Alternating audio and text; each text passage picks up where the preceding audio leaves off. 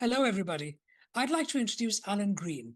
Alan Green is the author of Sound Advice, a book that uncovers the life lessons hidden in 1980s pop music through the lenses of history, science, psychology, and philosophy.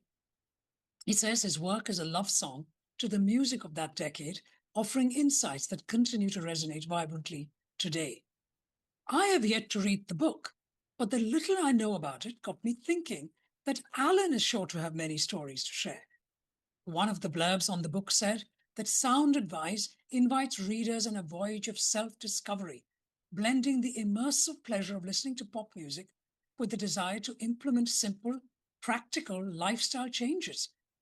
What he has done is he has drawn on the top 10 UK charts from the 1980s, a golden pop of music, and talked to us about education and friendship and dreaming and love and relationships and all these kind of things that all of us have in our lives. So I thought to myself, hang on a minute, my podcast Stories Seldom Told is entirely about truthfulness and dreaming and learning from our own life story. Plus, I know the 80s music because Alan and I are very similar age. So I said, hang on a minute, I've got to speak to Alan and find out what his stories are. What is it about him that made him want to write this book? And then perhaps if we find Alan's stories exciting and interesting, we may well go and choose to go and buy the book and read Sound Advice. So I am really excited that you're here with me, Alan. What I also ought to add is poor old Alan has got COVID. Fortunately, we're on Zoom, so it doesn't actually matter. So if he occasionally coughs, splutters, and looks slightly green in the face, that's those of you on YouTube, you must feel for him because I'm sorry, the pandemic is rife in the United Kingdom at the moment, as it is in many parts of the world, and we can't actually forget about it. So Alan Green, welcome and look forward to speaking to you. Well, thank you very much for that very, very kind introduction. So we've got stories. As you know, my podcast is Stories Seldom Told. Um, you've chosen to write a book about stories of music, but let's learn a little bit more about you, Alan. Start wherever you like. Share a story with us. Okay, well, I grew up in Cornwall in the southwest of the United Kingdom, mainly in a small seaside town called Perranporth, which is on the north coast, and it's most famous for its sort of 2 mile long sandy beach. Now, as a child, and as children often do, especially growing up where I grew up, I measured my life by summers. As summers to me, they meant freedom. And that was the time when the town really came alive. It had the sort of buzz of visitors, it had the smell of the fried food, and it had the sound of the pop music pouring out of the pubs and clubs. And certainly at the end of the 1970s and at the early 1980s, for a few short weeks every summer, it just felt like it was a happening place. And that didn't happen very often. Now, I attended school in a place called Redruth, which is about 9 miles away from Perranporth. So that meant taking a bus journey. And that bus journey wasn't a direct route because what we did is we had to stop and collect all the students from these tiny hamlets and these farms and farmsteads. So it was a journey that took about 45 minutes each way. And now all the time that I was on that bus, Radio 1 was on the speakers. And Radio 1 was the sound of pop music at the time. So every morning and every afternoon, the sound of life was contemporary pop music.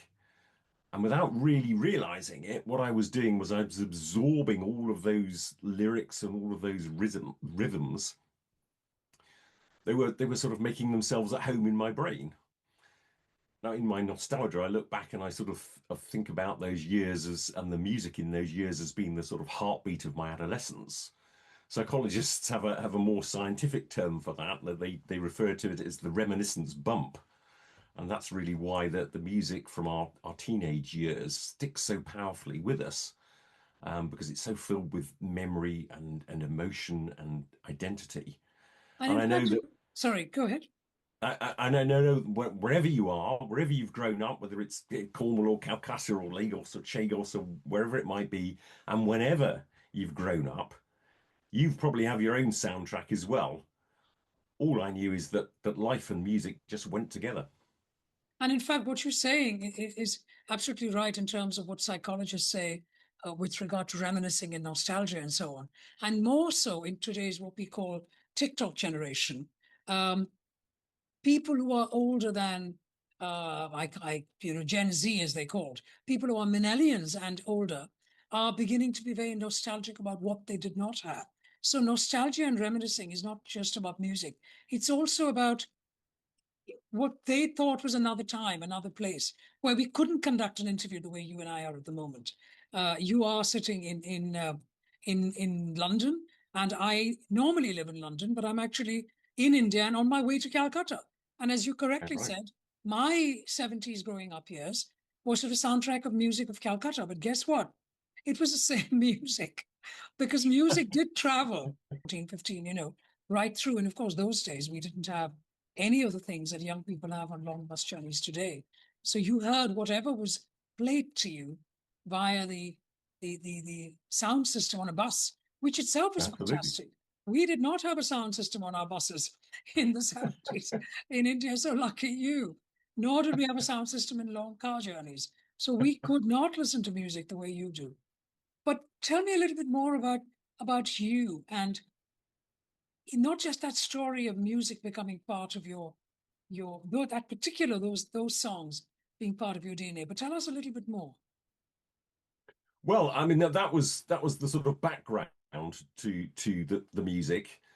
By the mid 1980s, then I went off to university, and that was a place where my identity was allowed to flourish a little bit more. So, for example, I'd always loved classical music alongside pop music, but as a youngster growing up in Cornwall, that always felt a little bit like a guilty secret. At university, nobody really batted an eyelid at my odd music mix. And it was about that time I actually bought my what was it newfangled? It was a first generation CD player from a friend of mine. Really? It was absolutely huge. Wasn't it Walkman time those days? Already? No, this was pre the Walkman. It was this CD player was huge. I mean, it was the size of Oh, a I small don't remember that. microwave Did oven. not come my way. Yeah, no, it's about the size and weight of a small microwave oven. It was absolutely huge, Right. terrific sound quality. And the point about that is, I still use that CD player today, 40 years later. Oh, So, wonderful. I'm trying to visualize that because I've never seen one of those. Size of a microwave. yeah, And about the you're same talking weight. about CD. I am visualizing, and obviously the listeners are visualizing what we know as a CD today. Is that the same size the CD that goes in? So the CDs are all exactly the same. Yeah, so the CDs were designed to, funnily enough, they're designed to hold, I think it's 74 minutes worth of music, and that's because the people at Philips who first designed these discs, they wanted to make sure that Beethoven's Ninth Symphony could be heard without having to change the disc. So I think that's the reason why discs are 74 minutes. I'd I had have to no double idea. check that, but that's an interesting little fact. Wasn't that The interesting? same So way you had your that microwave CD player, and we had gramophone records where we could put three LPs together. Wow. And then some. So Right. concurrently with that, the music of that time, so instead of being something that was like the pulse of my youth, it began to change to become something that was just woven more into the fabric of an adult life. And then if we then skip maybe another 10 years to sort of the mid 1990s, I was living and working in London. And I made that leap of faith from North London to South London. That'll mean something to you. It won't mean something to many other people. People warned me of the dire consequences of doing that, and sure enough, 4 days later, my flat was burgled.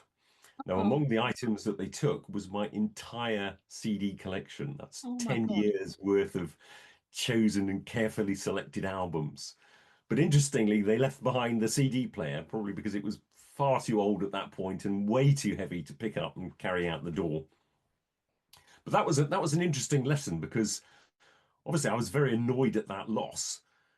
But after the initial shock and after that sort of feeling of violation you get when somebody takes something like that from breaks into your flat, once that had all subsided, I sort of realized I had a choice. I could sort of stew on that loss, or I could sort of view it as an opportunity to start afresh. That's very much a sort of stoical view from the ancient school of philosophy, saying that it's not so much what happens to you that matters, but how you react to it. So losing my music was deeply unpleasant. I'm not going to admit that it wasn't. but at the same time, it also gave me a blank slate, and allowing me to explore perhaps different types of music. And in hindsight, it was a lesson in resilience as well. Like, to begin something new often requires letting go of something old. But let's go back a little bit from at the time that you were burgled. You didn't say exactly when, but I'll just say 1994, for want of a better word, a better year, approximately. But let's go back again to the 70s and 80s, while you were first growing up in Cornwall, and then where were you in university? I went to Y College, which was is one of the universities, a part of the University of London, Okay, but so you because it left was Cornwall, and yes, you were in a different environment completely to study at completely yes, university. Yeah, and so yes.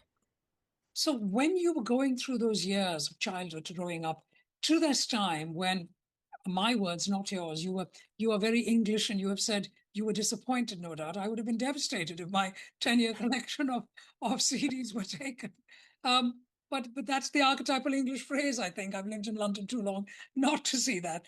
But devastation or not, did you not even before that have what you're euphemistically calling a great disappointment? You would have had other excitements, needs, aspirations when you were 10, when you were 15, when you were 18, when you were 20, all those years growing up from zero to whatever year your flat was burgled. Can you go back to those and tell us what that looked like?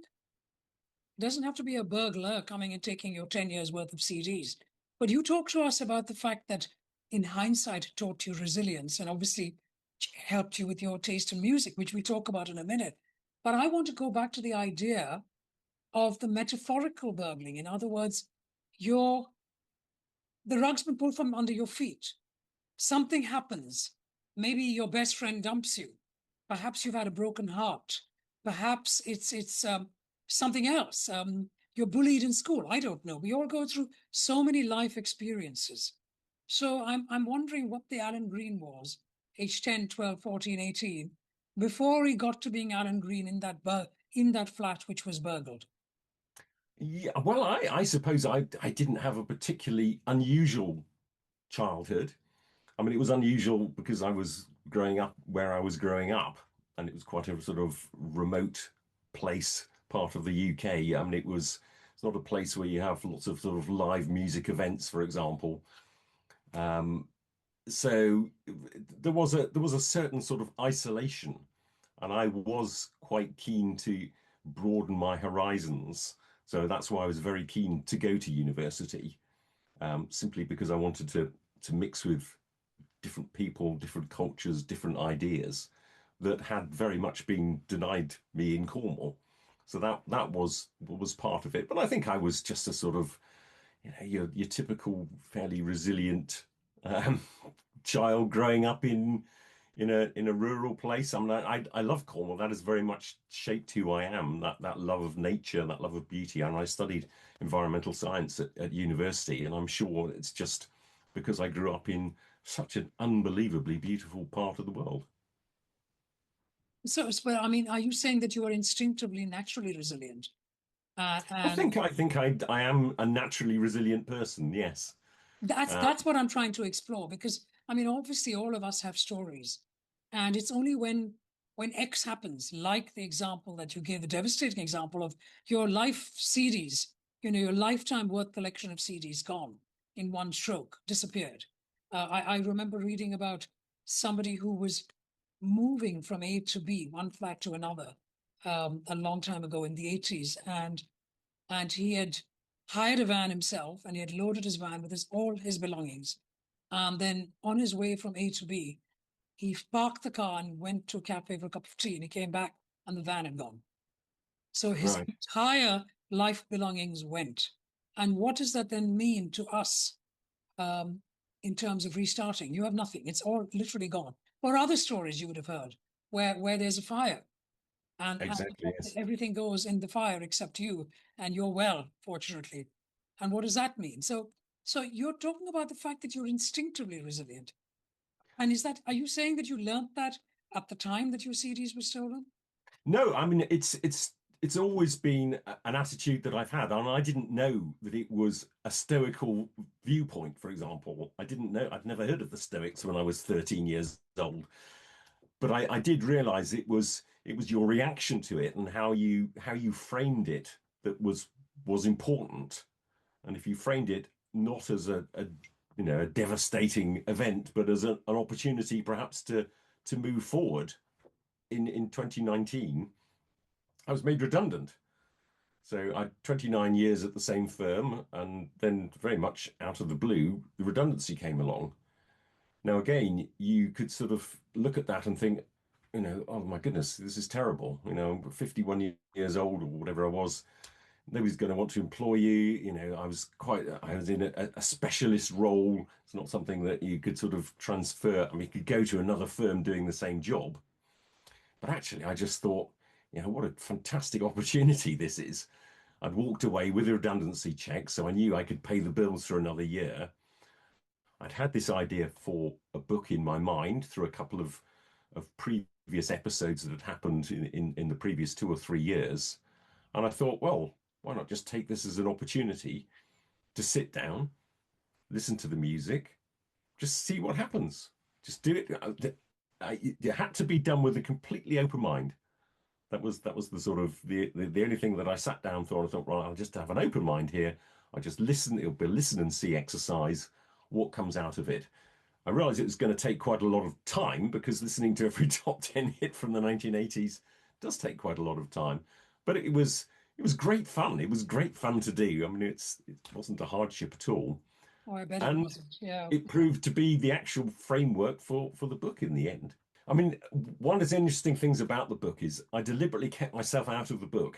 There's a very good reason why I kept myself very much out of the book, is because I'm sort of saying to people that you can make these small adjustments to your life that I think will be beneficial.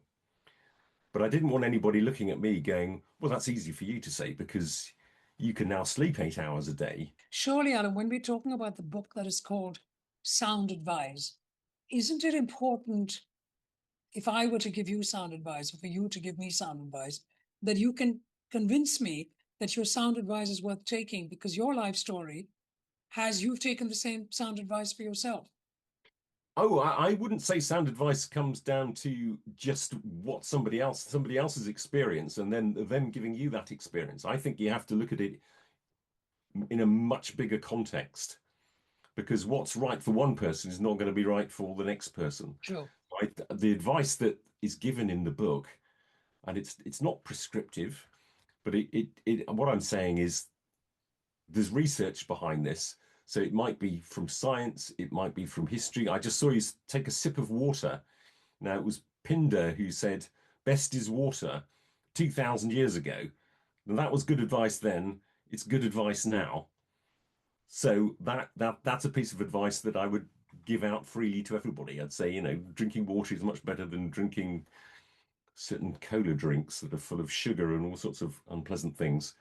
So it might be history, it might be philosophy, from like the Stoics telling you about it's how you react, not what happens to you. Or it might just be from psychology. It might be learning about the reminiscence bump, learning So why.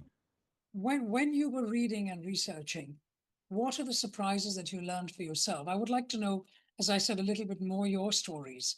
Um, so let's just come back to you, Alan Green, again. So when you were researching this book, and what little, as I said, I've read about it without having read the book, you go through a variety of areas, including psychology. So tell us what kind of surprises you had and what you learned for yourself along the Well, way. this is going to be disappointing for you because sound advice is very rarely revolutionary. It's very rarely jaw-dropping. You go, well, I never realized that. Most of it is common sense. And that's really important because I think most people who are going to buy this book and read it will know probably 90% of the advice that they're going to be given. They already have that somewhere in their heads. But what it doesn't have is it doesn't have any traction in their lives. And what the idea was is if you use music, that music can give them that traction. You can listen to a song and you can hear a line from a song. It may be completely unconnected with what the songwriter had, but if you're making a connection with that song, to that piece of advice, that can then get inside your head, become a habit, and improve your life. So, for example, standing on one leg is a great exercise. I've been doing that since 2019. Every morning I shave. I don't use a cutthroat razor, I should add. It's an electric razor, so it's quite safe. And I stand on one leg for one half of my face, and I stand on the other leg for the other half of your face. Now, I don't listen to music when I'm doing that, but you could do. If you listen to Elton John's song, I'm Still Standing, it's about 3 or 4 minutes long. Listen to that song, I'm Still Standing. That'll remind you to stand on one leg, and then halfway through, you just swap to the other leg. Standing on one leg is a fabulous exercise because certainly as you get older, one of the big problems is falls in elderly people. You get bone weakening osteoporosis. So a fracture in later in life can be the start of the end for some people. So it is a really important point. It's really important that people have good balance. And something as simple as just standing on one leg when you're cleaning your teeth or shaving or doing your washing up. Simple advice. It's simple, sound advice. It is really not revolutionary at all. So tell us a little bit more. Would you like to share another story? Um, well, we can go back to 2017. So I was on holiday with my family in a remote corner of the Cotswolds, which is in Gloucestershire, a beautiful part of the country. And we were staying in a converted dairy, which was part of an old manor house. It was absolutely lovely with an open plan, and there were lovely wooden beams everywhere. But it had absolutely terrible television, radio reception. There was no Wi-Fi there. Really very, very poor indeed. But my teenage son managed to, he already had a sort of an interest in 80s music. He did manage to find a TV channel that came through very loud and very clear. And it was called, now that's what I call the 80s. So I was in the kitchen, as I say, it was all open plan. I heard this song. It was a song called Break My Stride by Matthew Wilder. That came on, and it's a song I haven't heard for at least 30 years. So it's a song I didn't buy at the time. It's not on any compilation album I've ever owned. But instantly, I knew every single word to that song. I thought, wow, that's strong. I could give you the song now if you like, but it's an unusual lyric. But Go on, I give us a few lines. well, it's it is a very very strange song, and it starts. Last night I had the strangest dream. I sailed away to China in a little rowboat to find you, and you said you had to get your laundry clean. Didn't want no one to hold you. What does that mean? And you said, goes into the chorus, ain't nothing gonna break my stride. Nobody gonna slow me down. Oh no, I've got to keep on moving. I'm not gonna sing this. Ain't nothing No, no, gonna don't break my worry. stride. I'm running, I won't touch ground. Oh no, I've got to keep on moving. Then it goes into the second verse, and there's a good line, I think it's in the second verse, where because this is about the breakup of a relationship, and there's a line, it goes, he's saying, you look at me and you see your past. Is that the reason why you're running so fast? I think that's quite a good line. And then it goes into the chorus again, ain't nothing going to break my stride. Then it goes into a bridge because that's a very typical 80s song structure where you have the verse, chorus, bridge. Sometimes you go to a verse or a chorus and then the outro. The bridge goes into a bit where he says, I've never met another girl like you. You've worked me over, I think, and then I've never met another girl like you. You drag me under. If I meet another girl like you, I will tell her, never want another girl like you, have to say. And then he's saying, ain't nothing going to break my stride. Ain't nothing going to slow me down. I've got to keep on moving. So he's changed this song. But what's weird about that is I know that song. It wasn't my favorite song at the time. As I say, I didn't have a single. I've hardly heard it. It's not played commonly since. But I know that song. I know the words to that song. And it wasn't just that song, it happened song after song. So these songs and these lyrics and these thoughts have been lying there dormant in my brain, just looking for an opportunity to resurface. And that very much was a penny drop moment because they weren't just old pop songs. They were part of my sort of inner library of memory that had somehow Could been have been on those etched. long journeys possibly on the bus. Yep, quite possibly they've been etched into my mind, um, and I hadn't even realised. I mean, it is possible that after a long day at school, you feel a little bit sort of drowsy on a bus, particularly when the sun is shining and it sort of rocks you, and you perhaps you start to nod off, and maybe you're more susceptible then to all of these songs going into your head. So that is a possibility that I did think about. In fact, but also, surely, Alan, and if you don't want to answer, you don't have to. But have you not had any heartbreaks, any romantic heartbreaks between from when you were a young teenager to where you Oh, are now? I mean, who hasn't? That's the point. Precisely. And so, would you then, do you think, have sung that song to yourself? Possibly.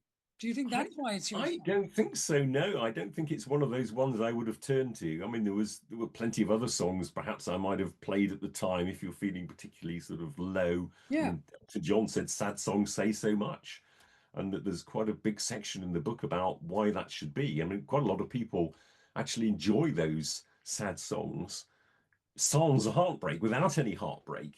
And it may just be that they're just exploring the emotions, the things that they might be thinking if they were in a situation of Billie Holiday heartbreak. comes to mind when you say that. Well, there we go. There we go. And it's a little bit like some people say that one of the function of dreams is that you can sort of prepare yourself for a situation that's going to happen. Sort of the meeting of an unusual monster, let's say. And Mhm. this dates back to not monster, but this dates back to a time when there were, a lot of dangers in our environment when we were hunter-gatherers, and how you would deal with that. If you've sort of thought about it in a dream, maybe that would help you if you came across that particular creature in real life. And it's been put forward that possibly that's why people enjoy these sad songs, because it allows them to sort of prepare for what might happen if that relationship comes to an end. So, what is your learning then from having reflected, researched, fortunately made redundant in 2019, and then listening to Top of the Pops for 10 years? What have you learned from that experience for yourself, other than the enjoyment of listening to music and writing? It was actually all part the reason why I chose to actually do writing at that time is because I thought my life wasn't quite in balance. And I see this, you see it all around. People's lives, as I say, they're not massively off the rails. They don't have the right balance. And my life didn't have the right balance. There was too much work in it. There wasn't enough emphasis on things that were really important to me. So I changed that. I knew I had an opportunity then to reset life in a way that I couldn't have done before. So writing was just a way of working for a few hours in the morning, doing something that I love doing, but also allowing me to do these other things like running in the daylight, about reading more daily. You might think, well, you can just read in the evenings after work, but part of my job involved reading for sort of 7 or 8 hours a day. So the last thing you want to do when you've been reading for 7 or 8 hours a day is come home and start reading. You just don't want to do it. You want to do something completely different. That's why music was quite important as well during those years, because it just meant I didn't have to use my eyes. I could just sort of sit down and relax and listen to music. That's why I love the radio as well. So I wasn't having to read things. So the writing was really about, it was something I wanted to do. It was very much a passion project. What I did and the way I did it is not the right way to go about writing a book. You're supposed to go and you're supposed to pitch these ideas and put forward these detailed proposals to publishers and agents, and then they come in, they say, "Oh, you should do this and do that and do the other." And I looked at all that and I thought, no, I don't want to do any of that. I just want to sort of sit down and write this book. And if somebody likes it, then fantastic. That's great. I'll go ahead and do that. And I knew it was going to be different. Um, and it is different from other books. There was a review in the debut digest, and they said it's like no other book they've ever reviewed, which of course could be. That might not be a compliment. I've taken it very much as a compliment, I'm taking it as a compliment on your behalf. because it's what I wanted. I wanted it to be something new and different. And the other thing is that's really annoying about the publishing industry at the moment is that they only really want a retread of a previously successful book. There's really very little call for something original, which surprised me because from the outside I just thought that's not the way it'll be. So it was that sort of being original, just being a little bit more of yourself, allowing yourself to come through a little bit more. So you've got that time to read the books that you want to read, to go out just to be yourself more than you can be than if you're working 12 hours a day and you're commuting for 2 hours a day. And all you're doing is coming home and pretty much going to bed and getting prepared for the next day and going through that routine and that cycle. And I thought, there's got to be a bit more to it than this. And would you say then that now, what is it, 6 years since your redundancy, um, would have you got another proper full-time job again? Have you completely changed your life? What's happened It's now? completely changed. I mean, if my old firm were to phone me up after this little interview and say, "So I'm really sorry, we made a terrible mistake. You please come back and we'll reinstate you and we'll double your salary," I would turn it down without thinking about it Double because your salary. yeah, absolutely. Because it's just not about that. It's just about just living a little bit more, just seeing sort of joy in everyday things. I mean, one of the suggestions for well-being, I'm sure you're aware of this, is taking a diary of gratitude.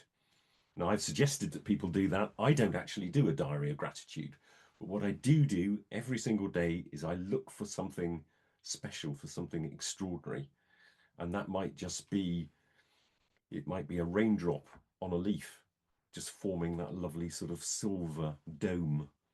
It could be something significant. Your book gets published. That's a good day. That's going to be the highlight of your day. But it can be either, is what you're saying, and I love that, Alan, because that's certainly it resonates with me because that is certainly how I live my life too, and I'm even luckier because at the moment, as I said, I'm in Delhi, in my brother's home, and who has a giant garden, and every once in a while, I kid you not, a peacock will walk across a garden, but even if it's not a peacock, it could be a little bird, it could be a monkey scampering across. Um, and it's incredible just to sit there and watch the greenery and watch the butterflies flying around and the little drop or the monsoon rain as it pours. I mean, all of that is incredible. And you have a sense of privilege if you're able to appreciate it and enjoy it rather than take it for granted. Absolutely, absolutely. I mean, the mornings now, September time, you're getting the little bit of dew forming on those spiders' webs, and Oh, it's that's a lovely beautiful. moment. It's Yeah. How do they absolutely make fantastic, them? isn't it? Absolutely fantastic. And it's just a little bit of water on a spider's web. And yet it gets so much joy from something like that. It's absolutely beautiful. So every day before I go to sleep, last thing I do is I think, what was the best part of the day? I mean, it could be something as simple as a little mote of dust just flying and just floating in the air, because that little speck of dust might not be a speck of dust. That could even be a micrometeorite from before the formation of the solar system 4.5 billion years ago. So the possibilities, if you let your mind be open, are just absolutely endless. That, I think, is a really good note to stop, Alan, because that last sentence you said about letting your mind open and what that means to us as human beings, that's what helps us grow, do you not think? And become more resilient and more whole and more happy. Absolutely, having that growth mindset, that's something that's flexible, being curious.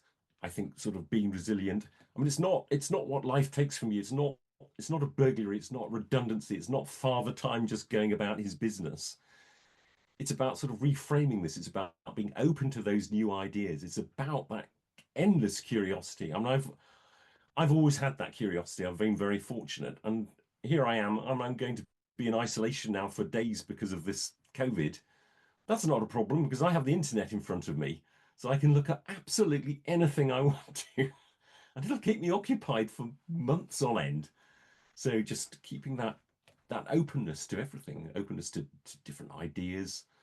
Um, so that would be my takeaway. Just keep that open mind, stay playful, expect the unexpected. I mean, that could even come from a line in a pop lyric. Just let it be your guide. One last question before we sign off. Kind of a, for those of us who certainly live in London would know this fantastic radio show called Desert Island Discs, where the speaker talks about their life and chooses 8 gramophone records that are their favorite. For those of you who don't know, I urge you to find it and listen to it because it's fabulous. Interview with somebody and they share. But you have had many gramophone records you've had to listen to for your book. Can you choose one possibly that is your favorite? Well, I've actually been asked that question many times before, and the song I'm going to choose is not my favorite song, but there is a story behind it, and it's St. Elmo's Fire by a man called John Parr.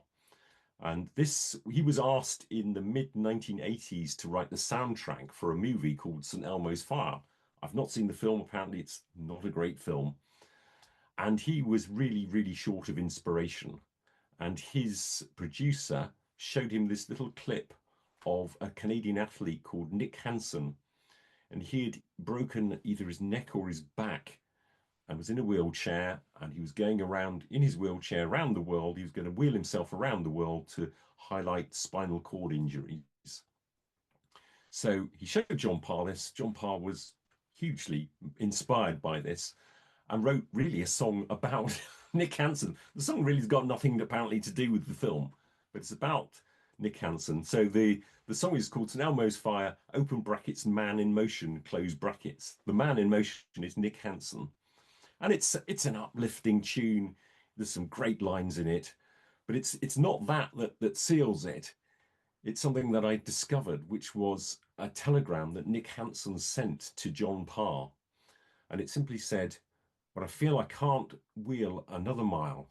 I stop by the roadside. I play your song, and I go for another 20 miles." Lovely. Alan Green, thank you so much for sharing your story seldom told. And for those of you who are interested in finding your book, can you tell us more? Where are we going to get it? How do we get it?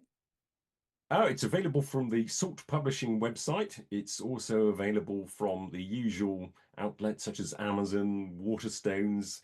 If you're listening to this outside the UK, Salt have an amazing distribution network, so you can find it in many, many European countries. It's in Australia and New Zealand. It's all over the place. So Absolutely look for Sound fantastic. Advice by Alan Green. Sound Advice by Alan Green. Great. Well, thank you, Alan. Good talking It's to you. been an absolute pleasure.